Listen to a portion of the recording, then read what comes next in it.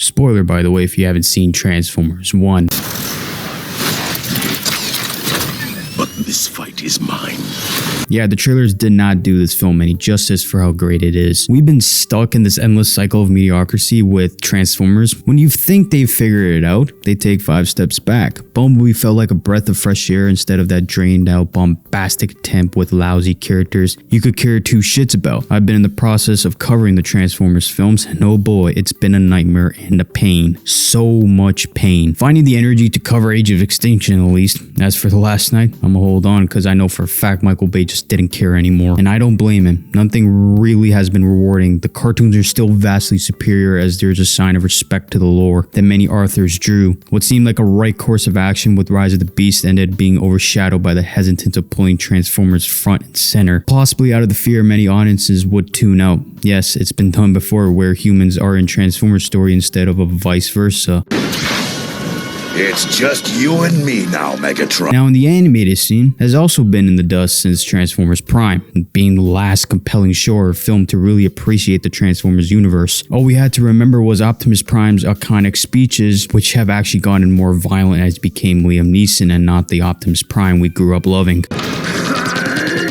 Since the last theatrical release for an animated Transformers film, which was 1986, Josh Cooley, Paramount, and Hasbro finally are taking the approach of a full Transformers-centered film. All unanimated though, going through the brotherhood of Orion and D16, and the rise of the Decepticons. We've seen vast different interpretations of how the war for Cybertron began. The most notable though was Transformers Prime. We learned Optimus was a student of history while Megatron was a warrior, as Cybertron's corruption within the higher ranks concerned him, inspiring Optimus to be alongside his cause. But the difference here, while Megatron wants to overthrow the old guard by force, Orion believed in resolution through non-violence, awarding him the approval from the High Council, creating an enemy in Megatron. While the Transformers Prime proved you can have a compelling story around transforming robots, the movies, however, failed to create a level-headed conflict between Optimus and Megatron, only spewing lines with no spine or related connection on what the fuck happened. We were brothers once.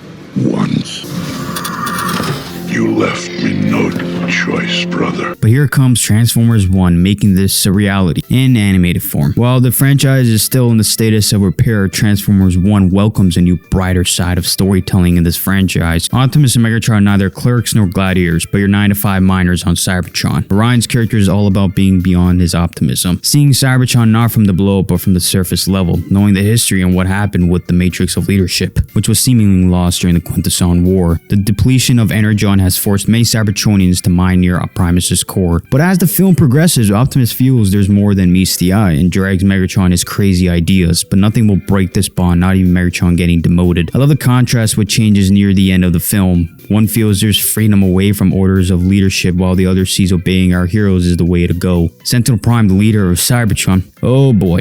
I am a Prime.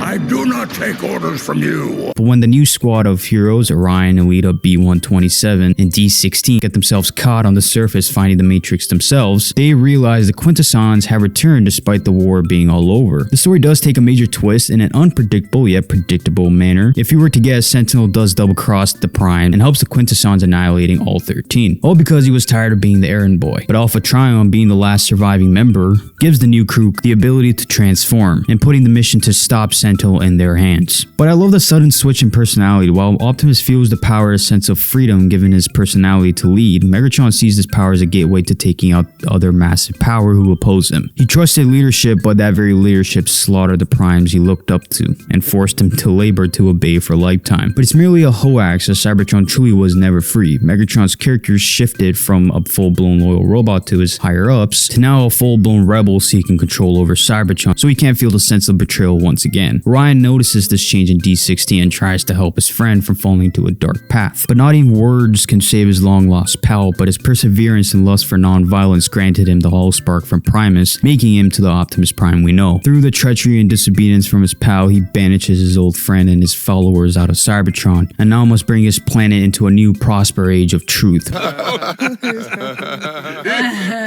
My words can't even describe how great this film is. Character overshadows action. Action was still creative and fun, and a certain twist that felt predictable yet unpredictable at the same time. It's more tragic tale of two brothers seeking the same concept, freedom, while taking their powers in completely different directions, as one has a vengeful hatred within him for the pain his leaders caused, while the other is always optimistic about the future despite the fire of lies that has been spread over his perception on what is life. If this isn't a wake-up call for Paramount to really invest in this narrative that you can make a Transformers film around only Transformers, I don't know what more can you get. It's receiving critical and audience praise after a very long time. The marketing certainly fucked this movie given the fact that the box office return isn't looking that great, and many don't even know this film even exists. This is a chance to have the trilogy for Fall of Cybertron on the big screen done right. If they take the same energy this film had into the next, we could see the games come into fruition on the big screen. Josh Cooley and his team made a compelling brotherhood-driven story filled with built-up epic moments, which feel earned and respected. Even the supporting cast of robots all have their own character and personalities. Alita is always looking to be on top and will punch her way through if necessary. Bumblebee enjoys being the happy, upbeat robot, simply enjoys being around other Transformers who are able to communicate as friends with him, while Optimus and Megatron share similar goals, just a vast different approach. This is just a nitpick. I know it's Orion Pax and not Optimus Prime, so I understand Chris Hemsworth playing that young Optimus. But man, I just could not buy into the voice at all. Maybe just because I'm so used to Peter Cullen. It'll probably take some time for me to get used to. But anyways, please go see this film. It's arguably the best Transformers film, which is about Transformers since the 1986 film. Almost 40 fucking years. Anyways, that's it for me. So yeah, see you on the next one, guys.